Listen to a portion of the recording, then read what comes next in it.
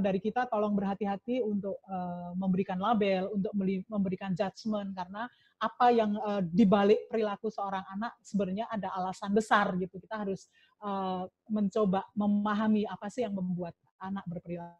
Nah, ini contoh yang saya sampaikan yang berkaitan dengan gangguan proses sensorik, yaitu bentuknya oversensitivity, sehingga muncul kemudian adalah sensory overreactive. Nah, sekarang kalau kita masuk ke berikutnya, itu adalah sistem praba atau taktil. Kita semua tahu ini ada di mana. Jadi sistem ini organnya di mana gitu ya, sistemnya mana. Tadi penglihatan saya sebutkan, pendengaran saya sebutkan, perabaan di mana. Ini di bagian yang namanya kulit. Jadi tersebar dari kepala, puncak kepala sampai ujung kaki. Ini diselimuti oleh kulit yang di situ terdapat sistem yang kita sebut sebagai sistem peraba atau tactile atau taktil ya. Nah, kemudian informasi sensoriknya apa gitu ya? Informasi sensoriknya ternyata tekstur. Jadi kalau kita ditutup mata kita ditutup, kemudian tangan kita suruh megang benda gitu ya, bisa nggak kita bedain mana pasir dan mana terigu? Kalau yang bilang nggak bisa, mungkin itu lagi bercanda sama saya ya. Tapi kita semua akan tetap masih bisa membedakan, oh ini terigu gitu, oh ini gula pasir gitu. Bahkan ibu-ibu pun akan tahu, tutup matanya kasih terigu sama tapioka pun itu teksturnya beda gitu. Tapi beda kalau dipegang gitu ya.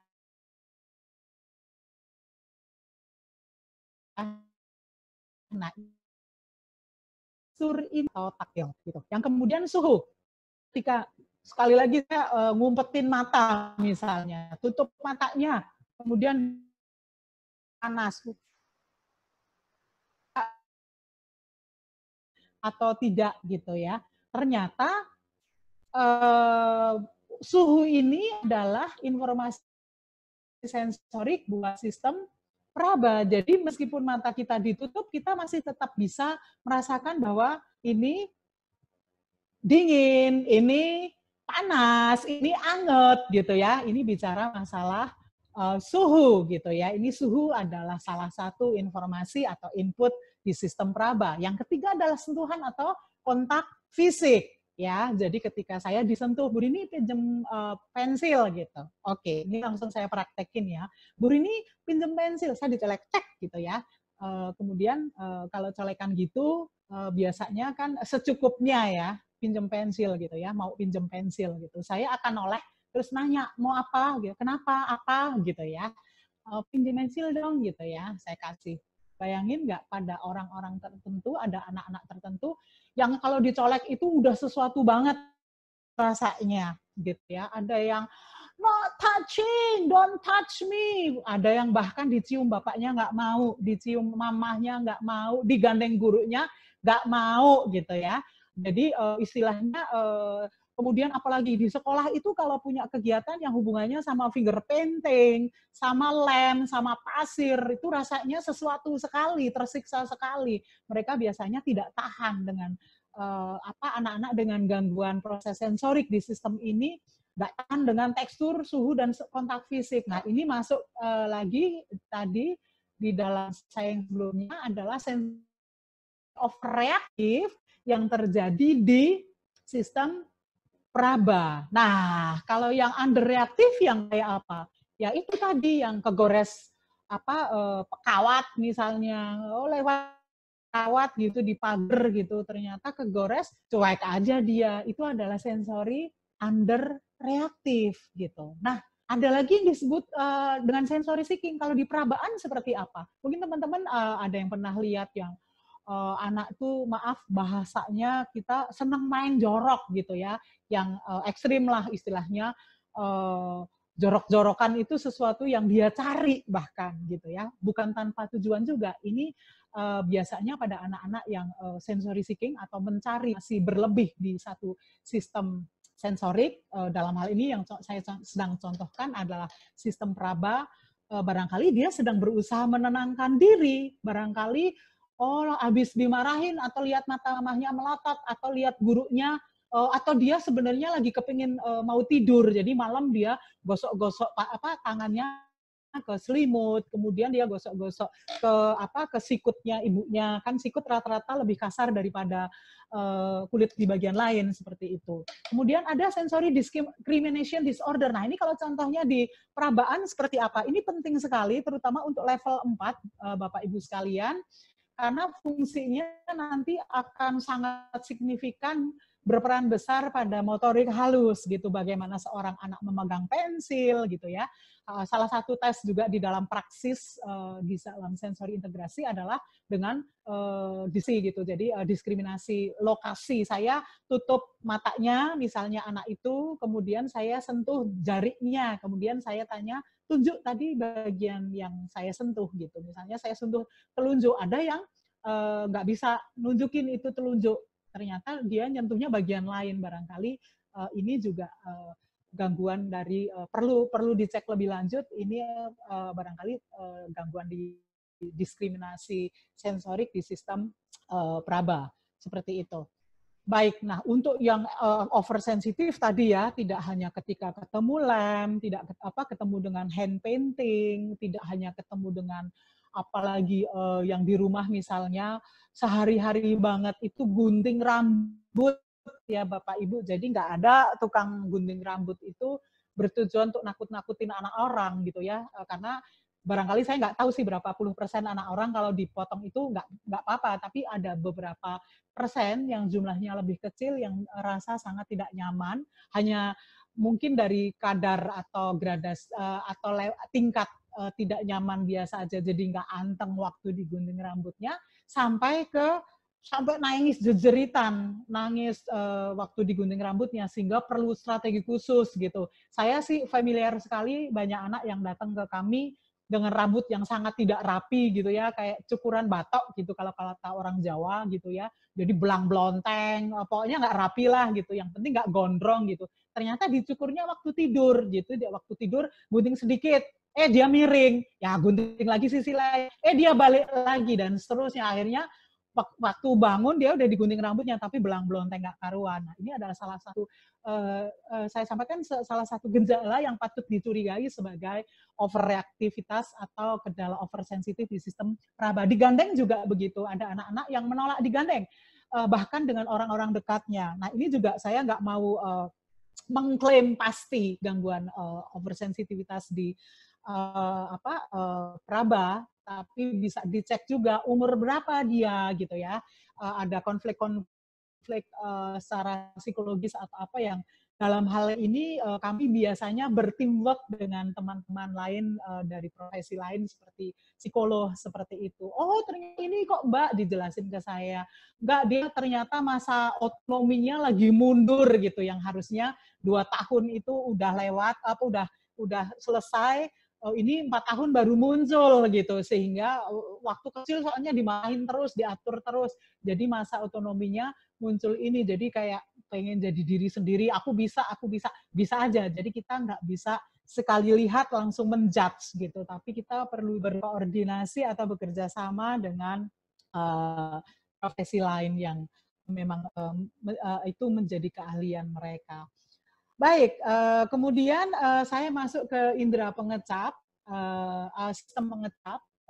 Nah, ini ada di mana inderanya, sistemnya? Ada di mulut, mulut dan daleman-dalemannya itu. Jadi ketika kita makan, itu yang bisa terpapar oleh makanan itu yaitu lidah, mungkin gusi-gusi kita atau dinding-dinding mulut kita bagian dalam, ini adalah memiliki indera, memiliki saraf-saraf yang bisa menangkap sensasi kecap. Oke. Nah, misalnya apa aja sih yang ditangkap oleh sensasi kecap? Yaitu satu,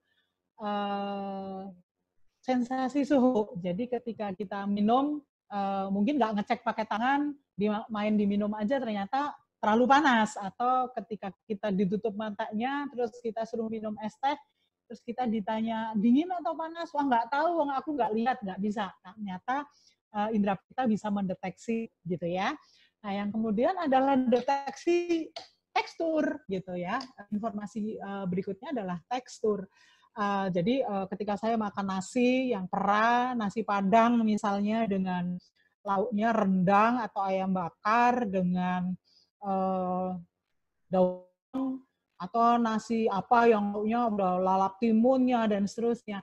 Itu ada tekstur-tekstur yang terasa oleh saya, nggak begitu saya merem mata suruh makan, saya jadi nggak tahu nih yang kar yang mana, tapi tekstur nasi, tekstur sayur, tekstur lauk itu akan kita rasakan berbeda-beda. Nah, kemudian ada lagi kontak fisik di sekitar mulut, lidah, dan gigi, misalnya pada waktu kita menggosok gigi. Jadi pada anak-anak dengan ketidaknyamanan atau gangguan ketika giginya digosok gitu ya. Jadi ada beberapa orang tua yang sampai kesulitan sekali memakai sikat gigi yang biasa, termasuk sikat gigi anak-anak, sehingga mereka pakai kasa, kain perban itu ya, kain kas, kemudian dibalutkan di ujung jari untuk membersihkan mulut anaknya. Kenapa? Karena kalau teksturnya sikat gigi itu adalah ancaman buat anak ini gitu ya. Jadi buat orang lain nggak apa-apa, buat sebagian besar anak yang lain nggak apa-apa, ternyata buat anak ini adalah ancaman gitu. Nah, nggak hanya sikat gigi, ada juga anak-anak yang bahkan datang ke kami itu usia 4 tahun gitu, tapi ternyata belum mengunyah makanan dengan baik gitu. Sebabnya bukan nggak bisa ngunyah, karena waktu saya sodorin kerupuk ya, saya sodorin kacang gitu, mereka bisa habiskan itu dengan cepat, dan saya ngelihat sama betul-betul mereka ngunyah dengan baik. Tapi ternyata ketika ketemu tekstur lain seperti nasi, seperti sayur, buah terutama, ini trennya banyak sayur dan buah, dan nasi juga, mereka sangat menolak gitu ya. Jadi ini adalah overreaktif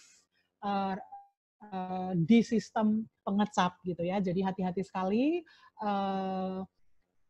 kita nggak bisa dalam hal ini memaksa. Yang penting anak itu makan sehat, dijejel. Nah, ketika mereka sendiri sudah sangat sensitif di area mulut, gigi, dan lidahnya udah sensitif sekali, sehingga tekstur makanan yang buat saya pribadi itu menyenangkan sekali, ternyata buat anak-anak ini sangat baru. Nah, ternyata ada orang yang kemudian memaksanya dengan kalau orang Jawa bilang itu dengan dicekokin gitu istilahnya. Jadi dibuka mulutnya, kemudian dimasukkan nasinya atau buburnya, kemudian dipencet hidungnya supaya harapannya mulutnya dibuka, terus kemudian berikutnya adalah itu makanan dikunyah atau ditelan. Ini bahaya sekali. Satu, bisa saja menjadi tersedak. Yang kedua, menjadi trauma. Karena apa? Pengalaman pengalaman makan menjadi pengalaman yang tidak menyenangkan. Nah, bahayanya lagi kalau itu dilakukan oleh orang dekat gitu ya. Jadi ibunya misalnya. Jadi ketika ibunya ambil nasi, ya jangan heran kalau nanti dia sudah melarikan diri, dan itu bisa aja akan kebawa dalam ingatan anak gitu ya. Nah, yang sebaliknya yang under responsif pun banyak gitu. Kalau yang barusan saya contohkan adalah yang over reaktif gitu ya. Tapi yang under reaktif pun banyak. Ada anak-anak yang cenderung masukin apa saja yang bukan makanan khususnya ke dalam mulut gitu ya. Ada kayak pasir, kayak rambut, kayak kertas, kayak tisu, kayak benda-benda seperti apapun yang ada di sekitar kita, seperti bola-bola kecil dan seterusnya, masuk ke dalam mulut gitu ya. Nah, perlu dicurigai, saya sampaikan kita perlu curigai karena belum tentu 100% benar dugaan kita bahwa itu merupakan sensory underreactive atau sensory seeking di sistem pengecap gitu ya. Nah, pada anak-anak pada kasus-kasus tertentu saya betul-betul sampai konsul ke psikolog karena untuk ngecek apakah dari sisi perkembangan yang lain, misalnya dari sisi psikologisnya, oh ada perkembangan oralnya belum mateng gitu ya. Jadi saya nggak mau sok pinter, semua saya ahli gitu ya. Jadi saya bisa tanganin sendiri, enggak. Saya biasanya mengkonsulkan juga teman-teman. Nah, biasanya kalau teman-teman dari psikolog yang justru merujuk ke kami, saya ngerasa agak secure. Kenapa? Berarti aman gitu. Mereka udah periksa dan mungkin areanya untuk dilempar ke kami. Tapi kenyataannya banyak yang datang ke kami tanpa dirujuk oleh orang lain, langsung dari orang tuanya. Jadi kami pun harus merujuk ke profesi lain yang diperlukan. Kita masuk pembau ya. Jadi di sini jelas pembau itu organnya adalah hidung ya, dengan strukturnya, dengan semua embel-embel yang hidung. Nah, input sensoriknya sebenarnya cuma satu, itu bau ya. Jadi kita nggak bisa deteksi. Kadang-kadang kita duduk di rumah tapi tetangga goreng ikan asin gitu aja kita udah bisa deteksi karena informasi sensorik yang dikirim lewat informasi sensorik yang kita tangkap itu bentuknya bau dideteksi oleh hidung. Kita nggak bisa, ini apa coba, itu orang tetangga, itu goreng apa? Oh ya nggak tahu, saya nggak lihat, tapi saya berada di ruangan lain, di dapur orang goreng ikan asin pun saya bisa tahu bahwa itu sedang goreng ikan asin. Intinya bau merupakan stimulasi sensorik buat sistem pembau. Nah ini banyak juga anak yang, saya pernah punya kasus yang cukup spesial dalam ingatan saya 18 tahun jadi occupational therapist, saya sempat kurang lebih sekitar 10 anak saya jumpai yang agak severe dalam hal overreaktivitas atau sangat peka di sistem pembau. Jadi waktu itu ada satu kasus mogok sekolah yang ternyata baru muncul itu di kelas 4 gitu ya, baru muncul karena 1 sampai kelas 3 itu tidak ada masalah apa-apa gitu. Nah, saya juga coba rujuk ke psikolog untuk melihat apakah ada masalah-masalah lain yang di luar kompetensi saya. Tapi pas anak itu datang kembali, saya mencoba kedekatan terbangun, saya mencoba untuk tanya gitu. Sebenarnya apa sih yang tidak di salah satu yang paling tidak disukai di sekolah sehingga buat dia sekolah itu jadi lagi dia pengen nggak sekolah gitu ya. Ternyata juga jawabannya di luar dugaan saya. Jadi kelas 4 itu dekat kantin rupanya. Jadi ini kasus di Jakarta. Jadi dekat kantin, deket-deket banget sih menurut saya enggak, karena saya pernah ke sekolahannya dia, dan ternyata ada satu yang buat orang lain itu adalah bau menyenangkan, mie ayam. Jadi ceritanya salah satu menu favorit di kantin itu adalah mie ayam. Jadi ketika bakminya direbus atau bakminya mau dikuahin itu kan panci kuah itu dibuka dan asap yang keluar ini bisa membuat anak saya ini yang berada di kelas bisa menciumnya. Apalagi kalau dia harus keluar kelas, harus ke toilet melewati kantin itu. Sebulan, seminggu saya masih kuat tante, tapi lebih dari 2 minggu rasanya saya mau mati gitu. Terus dia sulit mengkomunikasikan, mungkin takut disangka ada-ada gitu ya. Nah ada juga banyak kasus yang tidak menyukai makanan karena misalnya saya tidak mau makan melon gitu, tapi begitu melon potong itu saya saya blender atau dibuat jus saya mau, artinya melon saya tidak suka hanya dengan teksturnya, tapi kadang-kadang ada anak yang tidak suka satu makanan karena alasan baunya. Nah ini juga perlu dipertimbangkan ketika kita tadi nemuin seorang anak yang pemilih makanan, mungkin oversensitifnya ada di sistem pengecap, tapi juga ada di sistem pembau juga. Jadi kita harus benar-benar lihat dengan hati-hati. Nah, ini sistem keenam kita adalah sistem keseimbangan atau vestibuler. Sistemnya ada di mana? Sistemnya organnya ada di dalam telinga kita bagian dalam, namanya vestibuler. Nah, sensasi yang mereka rasakan apa sih ketika saya ngantuk, gini terjadi perubahan posisi kepala saya terhadap badan, kok saya nggak kayak gini terus ya, kecuali di tempat tidur misalnya. Tapi ketika saya cuma duduk di busway atau di bus, saya nunduk gini, saya akan cepat untuk bangun. Kenapa? Karena sistem vestibuler saya menangkap satu sinyal kepala kamu nggak seimbang gitu ya, posisi badan kamu. Nah, pada anak yang naik terhadap ground, nah ada anak yang begitu naik ayunan terus kita yang lihat sudah mules gitu ya. Tapi anak itu benar-benar terus diayun dengan lebih tinggi gitu. Nah ini bisa menjadi sebuah tanda bahwa anak ini mengalami apa yang disebut dengan sensory seeking yang tadi saya sebutkan di awal yang terjadinya di sistem keseimbangan. Nah, ada yang sebaliknya nggak? Ada. Jadi saya sering sekali menemukan anak yang ketika saya duduk di ayunan mereka yang nangis gitu ya. Jadi salah satu di ruang observasi saya salah satunya di ruangan itu ada ayunan gitu. Kadang-kadang mereka di pangku pun di ayunan masih takut.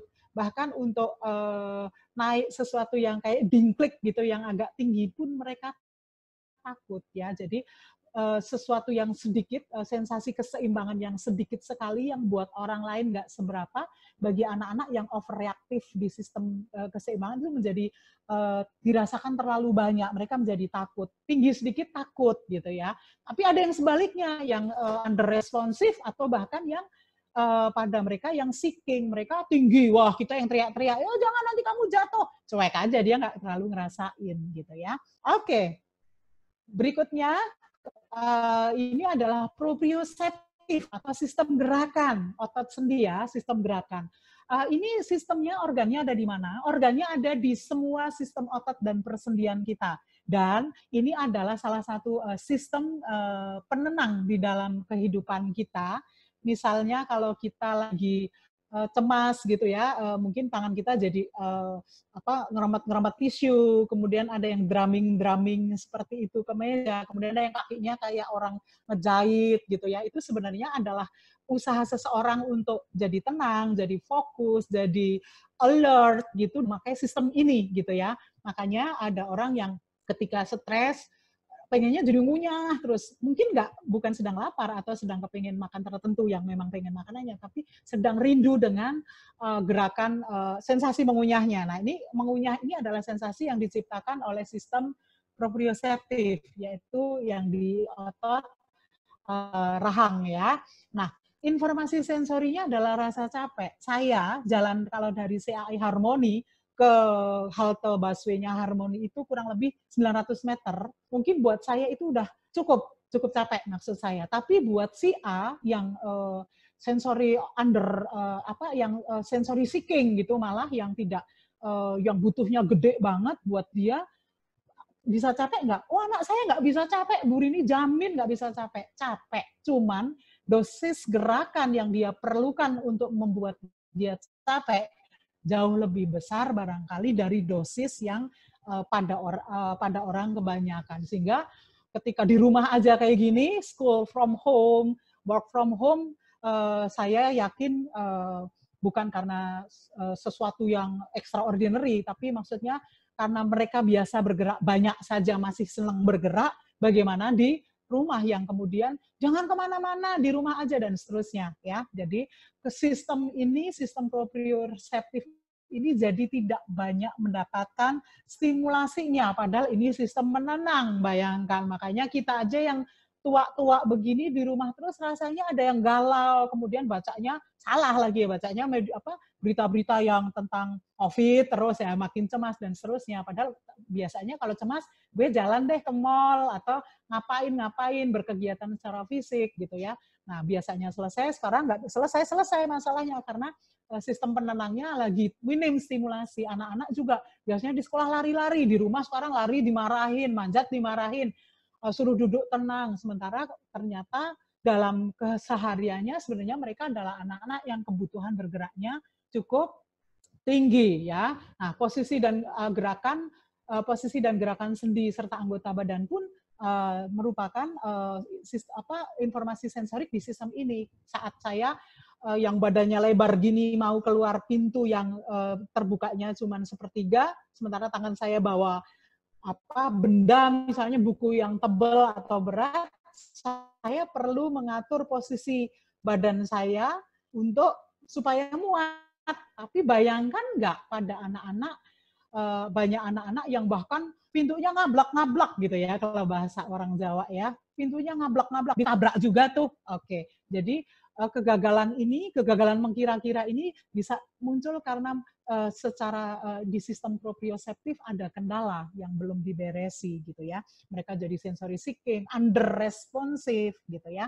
Jadi nggak bisa ngukur mengkira-kira gitu ya, seberapa besar, seberapa banyak saya harus oke, ada meja gitu ya, tapi kemudian kita jalan terus gitu ya, tabrak jebret gitu. Terus kemudian di beberapa culture kita bilangnya mejanya nakal ya Dek, dipukul mejanya. Padahal mejanya itu dari tahun lalu letaknya di situ. Tapi karena kita yang belum bisa mengukur tadi posisi gerakan sendi, anggota badan, jadi bisa malah nabrak meja yang dari kapan tahu ada di tempat itu gitu ya.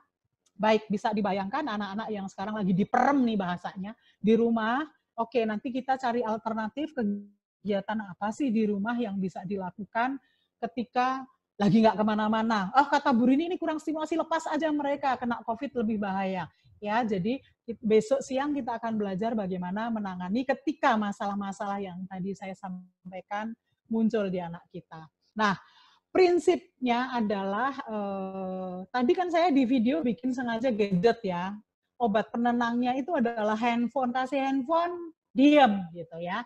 Padahal sejatinya anak itu tidak sedang tenang seperti bayangan kita gitu ya. Nah, besok saya akan sampaikan satu metode intervensi sederhana di rumah yang mengikuti prinsip ini. Kita pakainya namanya SAFE, kalau diterjemahkan begitu aja artinya aman ya, tapi ini singkatan. S-nya adalah sensori motor ya. Jadi stimulasi yang kita berikan besok itu bentuknya adalah sensori motor. Jadi kalau dia aktif harusnya terus dikasih handphone, apakah itu cocok? Enggak, karena kegiatan main gadget itu bukan tidak bersifat sensori motor. Kemudian harus appropriate. Wah, anak saya ini energinya gede banget. Anak umur 3 tahun. Kemudian karena untuk lagi COVID, lagi nggak bisa keluar rumah, tak suruh ganti ban aja.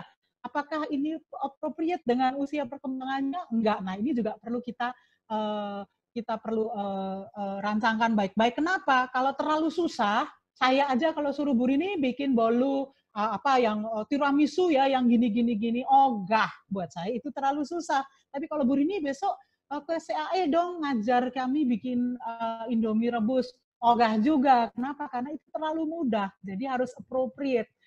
Just right challenge itu tantangannya, tingkat kesulitannya juga harus pas, juga harus sesuai dengan level perkembangan. Anak kita umur 14 tahun, aktif, kita suruh ngerangkak di rumah. Males, mau buat apa kan, gue udah lari, jangankan lari lompat dari pagar aja bisa, masa suruh. Nah, itu juga kita perlu pertimbangkan apakah program yang kita berikan appropriate dengan usia, dengan perkembangannya, dengan kemampuannya saat itu, dan seterusnya. Kemudian fun. Fun dalam arti karena lawan kita ini sekarang anak-anak gitu. Kalau nggak fun, mereka nggak mau gitu. Itu udah jaminan. Fun ini adalah satu syarat yang penting gitu. Jadi apapun bentuk intervensinya, kita harus ngeblend itu, mencampur itu di dalam satu kegiatan bermain supaya mereka taunya itu main gitu. Mereka nggak ngeh sedang diberikan stimulasi secara khusus karena menyenangkan. Kenapa sih Bu Rini mesti bilangnya main-main, karena Bu Rini play terapis gitu? Bukan, tapi karena memang pekerjaan anak-anak, childhood occupation itu adalah paling besar yaitu bermain gitu ya. Kalau sekarang ada mahasiswa tawuran segala macam, saya yakin masa ini hilang, itu ilmiah juga. Cuma mungkin belum ada yang yang meneliti ya. Nah, yang terakhir adalah prinsipnya easy atau mudah. Kalau saya bilang, coba kalau mau anak itu tenang, coba bawa ke Gunung Bromo. Jadi ke Bromo, nanti naik, ibu tuh nggak usah naik, ibu tunggu aja di bawah. Nanti tungguin aja, kapan ngerjainnya, gampang nggak situasi sedang seperti ini. Oh, pergi ke puncak, Bu, di sana banyak arena hiking yang bagus. Betul, itu bagus banget, tapi kan tidak mudah untuk diakses, apalagi untuk kondisi-kondisi yang sedang seperti sekarang ini. Nah, isi dalam sekarang ini yang anytime kita bisa lakukan, di mana? Di rumah, karena kita lagi di rumah aja. Gitu ya, jadi untuk ini ada yang education versus stimulation gitu. Ada yang kita cuma kasih tahu, Dek jangan lari-lari, artinya kita cuma membuat dia paham untuk tidak lari-lari. Apakah itu menyelesaikan masalah? Sometimes iya, tapi sometimes enggak juga.